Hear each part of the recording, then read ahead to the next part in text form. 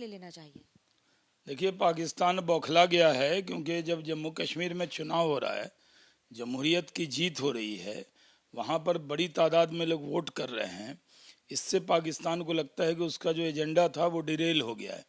पूरे दुनिया के लोग देख रहे हैं कि जम्मू कश्मीर में जमहूरियत जीत रही है और पाकिस्तान की सोच हार रही है, इसलिए बौखलाकर इस तरह का बयान दे रहा है।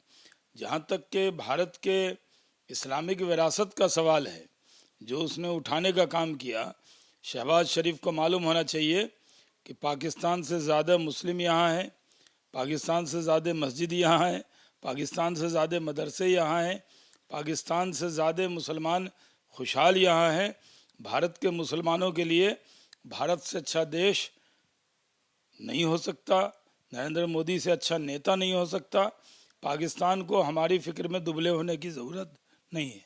आपको लगता है कि जो वो बार बार कह रहे हैं, खास तौर से 370 वापस लेने या फिर कश्मीर पर सवाल उठाए हैं कि भारत पाकिस्तान में अवैध कब्जा करने की कोशिश कर रहा है, हास्यास्पद लग रहा है? एकदम ये मजाक है। पाकिस्तान अपने इंटरनल प्रॉब्लम में घिरा हुआ है। बलूचिस्तान के मुद्दे पर पूरे दुनिया में उसका घेराव हो रहा है।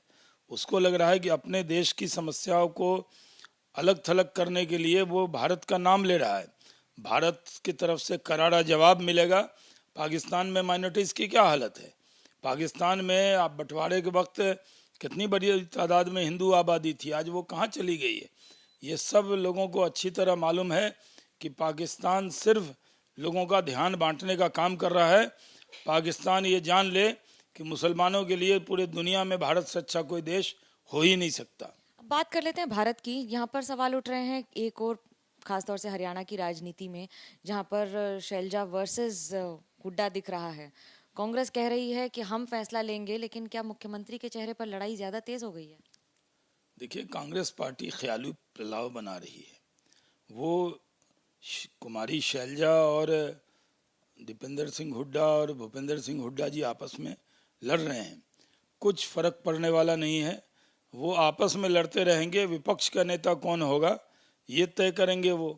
सरकार तो भारतीय जनता पार्टी की बनेगी। सारी 36 बिरादरी हमारे साथ है। डेवलपमेंट हमने किया है। विकास के पथ पे हरियाणा को हमने बढ़ाया है। और राहुल गांधी ने जाकर मंच पर शैलजा और हुड्डा साहब को मिला दिया है, लेकिन उनके दिल नहीं मिले हैं। दोनों एक दूसरे को उम्मीदवार को हराने में जुटे हुए हैं। जहां हुड्डा जी के समर्थक उम्मीदवार हैं, वहां शैलजा के जो समर्थक हैं वो उनको वोट नहीं दे रहे, उनको हराने में लगे हैं। और जहां कुछ उम्मीदवार कुमारी शैलजा के हैं, वहां हुड्डा ग्रुप उनको किसी भी शर्त पर हराना चाहता है। तो कांग्रेस के अंदर अंतर्द्वंद है। ये कांग्रेसियों को भी मालूम है, मीडिया को भी मालूम है, हरियाणा की जनता को भी मालूम है। अच्छा, पूर्व मुख्यमंत्री दिल्ली के अरविंद केजरीवाल का कहना है कि बीजेपी के पास नगीने हैं, और नगीने भी ऐसे हैं कि जब तक वो उनके पास नहीं होते हैं नेता, तब तक वो करप्ट होते हैं, और नहीं तो उप मुख्यमंत्री बन जाते हैं। और मिसाल दी है अजीत पवार की। देखिए, अरविंद केजरीवाल आजकल अपने से ध्यान बांटना चाहते हैं। वो ये नहीं चाहते कि उनके भ्रष्टाचार की चर्चा हो। वो ये नहीं चाहते कि वो शराब के घोटाले में जेल से बेल पर आए हैं और उस पर चर्चा हो। वो अपनी तरफ 4 उंगलियां आ रही हैं ये नहीं देख रहे, वो दूसरी तरफ उंगली उठा रहे हैं। पहले तो केजरीवाल साहब दिल्ली की जनता से जा जाकर माफ़ी मांगें कि ईमानदार सरकार, जन लोकपाल वाली सरकार, ये कहने वाली कि बहुत ईमानदारी से सरकार चलाएंगे, छोटे से घर में रहेंगे, बंगला नहीं लेंगे, ये सब लेकर उनका क्या हुआ ये उनको बताना चाहिए, न कि उनको सवाल उठाना चाहिए। वो विधानसभा सत्र बुला लेते हैं और अपने ऊपर लगे आरोप पर चर्चा न करके दूसरों पर हमला करते हैं। कभी राष्ट्रीय स्वयंसेवक संघ से वहाँ पर सवाल करते हैं। और आतिशी मरलीना जो उनकी मुख्यमंत्री हैं, वो तुलना कर रही हैं कि राम और लक्ष्मण लौट आ गए हैं विधानसभा में। राम और लक्ष्मण जंगल गए थे, वो जेल नहीं गए थे। राम और लक्ष्मण जंगल गए थे पिता की आज्ञा मानकर, और इन्होंने दिल्ली के लोगों की आज्ञा तोड़कर ये जेल गए। कम से कम ऐसा काम न करो, राम जी का नाम बदनाम न करो। मर्यादा पुरुषोत्तम है श्री राम। उससे तुलना करना अरविंद केजरीवाल का जो जेल से बेल पे आए हैं, ये बहुत दुर्भाग्यपूर्ण है।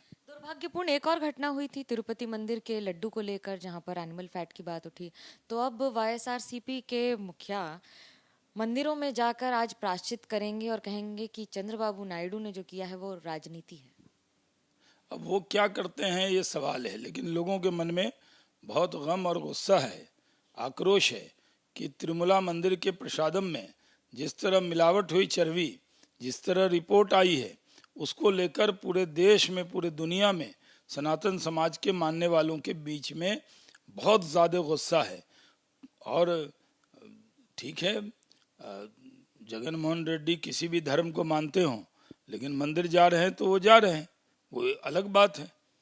अब यहाँ पर भी धर्म दिग्या। अच्छा, एक सवाल और है। वो देखिए क्या है कि तिरुमला मंदिर में जाने पर लिख के देना होता है कि आपकी आस्था तिरुमला मंदिर में बालाजी में है, तो ये लिखकर ही जाना होगा ना। जब तक वो आस्था लिखेंगे नहीं तो कैसे जाएंगे।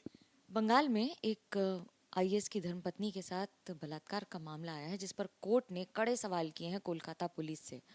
किस तरह देखते हैं इसको? बंगाल में तो कानून का राज नहीं है, महिला मुख्यमंत्री हैं, महिला सुरक्षित नहीं। बंगाल के अंदर अभी इस तरह के कलकत्ता हाई कोर्ट से फटकार मिली है। उसके अलावा वहाँ जो बिहार के नौजवान हैं उनके साथ मारपीट हुई है। तो कानून व्यवस्था पूरी तरह खत्म हो चुकी है बंगाल में। बंगाल में सिर्फ पार्टी बचाने में लगी हुई है ममता जी, उनको कानून व्यवस्था से कोई लेना देना नहीं है। बड़े दिलचस्प जवाब हैं और उसके साथ साथ कई ऐसे सवाल जिनके जवाब अभी भी मिलना बाकी रह जाता है। कैमरा पर्सन भूपिंदर रावत के साथ मनोज्ञा लोईवाल, दिल्ली, एबीपी न्यूज।